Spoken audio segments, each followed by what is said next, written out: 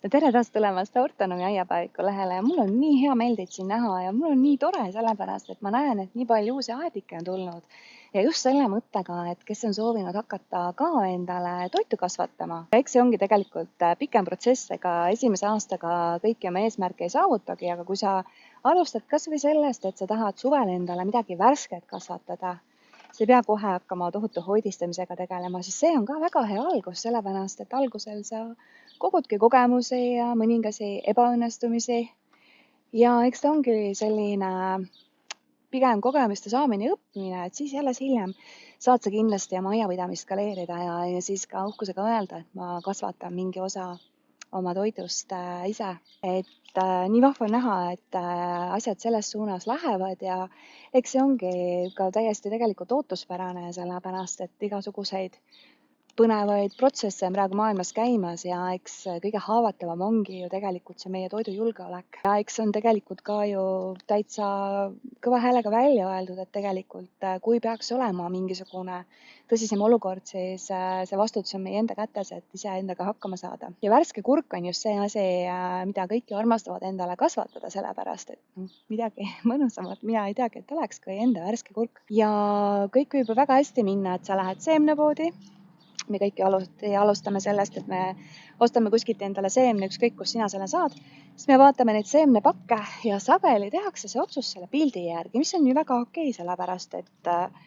nad on ju kõik väga ilusad ja siis kindlasti vaadatakse hinda ka. Sageli sellepärast ostetaksegi kõige soodsama tükihinnaga seeme ja kui ta läheb õitsema,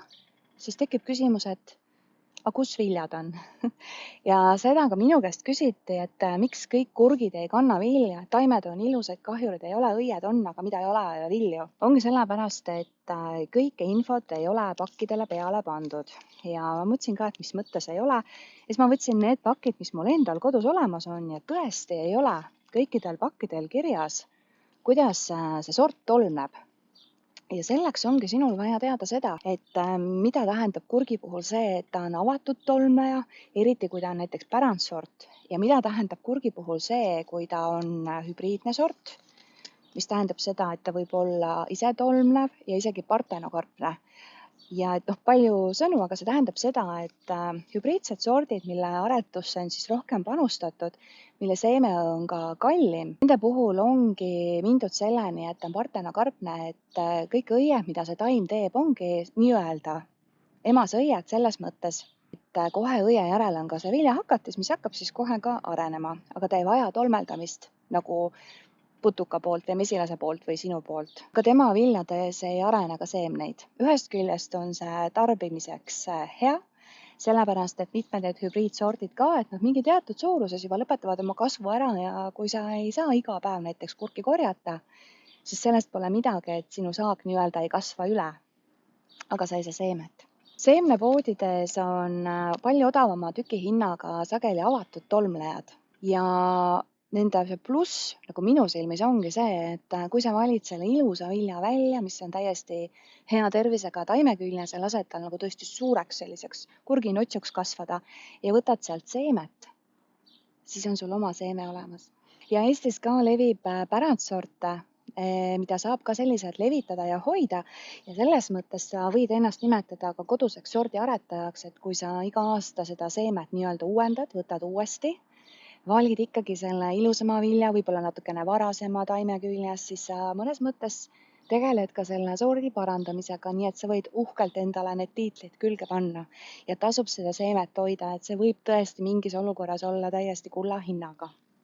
Aga kui sa oled ikkagi päris selline alustav aednik ja sul veel nii suuri ambitsioone ei ole, et kogu maailma valuga võidelda ja kõiki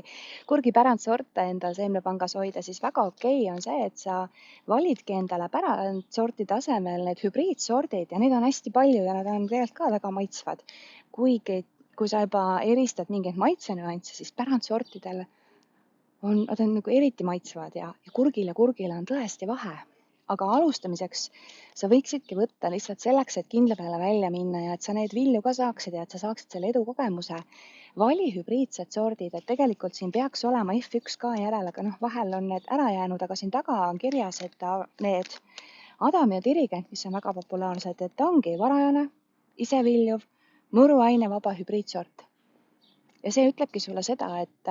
seda kurki võid sa rahulikult kasvatada seal, kus sa tead ka, et sul väga palju tolmeldajaid ei käi ja võid rahulikult kasvatada näiteks kiletunnelis või katteloori all ja sa ei pea muretsema selle pärast, et sa neid vilju ei saa. Ja kui ikkagi mingi asi on, et viljad ei tule, siis sealt peab siis seda mingit muud probleemi otsima, et sageli tegelikult piisab ka lihtsalt pildist sellest taimest, et aru saada, millega tegu on. Aga võib-olla natukene hooldusest ka, et mis võib-olla jääb koduaias tegemata, et neid kurgitaime kujundamise meetodeid ja viise, et kuidas kellelgi on kätte harjunud, no neid on päris palju, aga mina teen niimoodi, et avamaal ma mingi hetk muran ära lihtsalt pealatva ja siin on mul selline salevolask ja siis tuleb küljeharudest piisavalt seda saaki juurde. Ja kasvuhoones mulle meeldib kasvatada ühte pikaviljalist sileda koorega kurki. Mul praegu siin on see Horticomilla Aureen. Temaga ma teen niimoodi, et küljevõsud ja kõitraod, mis on parast, need ma võtan järjest ära ja lasen seda taime kohe allapoole, et ta on siis selline ilus sale taim ja alla siis tekib selline vartekeeris. Kuna kasvuhoones ikkagi vahel, no minul on nii, et sinna tuleb igast karilane, ripslane, igasuguseid muid asju. See surve kahjurite poolt ikkagi seal on, aga kui ma seda siledaviljalist kurgitaime nagu kogu aeg allapoole lasen ja järjest ka neid lehti ära võtan, siis ma saan tänu sellele seda survet nagu päris ilusti nagu all hoida, nii et tegelikult need kurgid ka ilmade jahenemises ma saan veel pikalt kasvuhoonest neid noppida, nii et see on selline minu plaan ja mul on tegelikult väga väike kasvuhoone, nii et ma alati tahan ka rohkem taimi sinna ära mahutada, siis selline kurgitaime alla laskmine minu jaoks hästi töötanud ja ma tegin selle kohta eelmine aasta vist eraldi video ka, et seda näidata, et mitmed on öelnud, et see on tegelikult päris hea mõte, sest niimoodi võtavad need kurgid palju vähem ruumi. Kuna nad on ka ise tolmlevad hübriidid, siis niikuinii igast õiest tuleb see vili, nii et ta on täpselt parasjagu. Ja see nii ongi. Et mul on hea meel, kui vahepeal keegi kirjutab mulle, et on mingisugune mure ja siis sageli on niimoodi, et kui sul on mingi mure aiapidamisega, siis kellelgi on veel sama mure olnud, et siis tegelikult on hea sellistest asjadest rääkida ka. Seemnetootjad ei ole kõiki asju, mis ei ole kohustuslikud, nad ei ole siia pakendile kirja pannud, aga kui sina juba oskad kurkidest nii palju rääkida, et sa tead, et on hübriidsed sordid ja avatud tolmlejad, isetolmlejad, siis sa juba tead nii palju rohkem kui teised ja oskad endale vajalikku kurki endale koduaeda valida. Soovin sulle toredat aiapidamist ja edu kurgi kasvatamisel.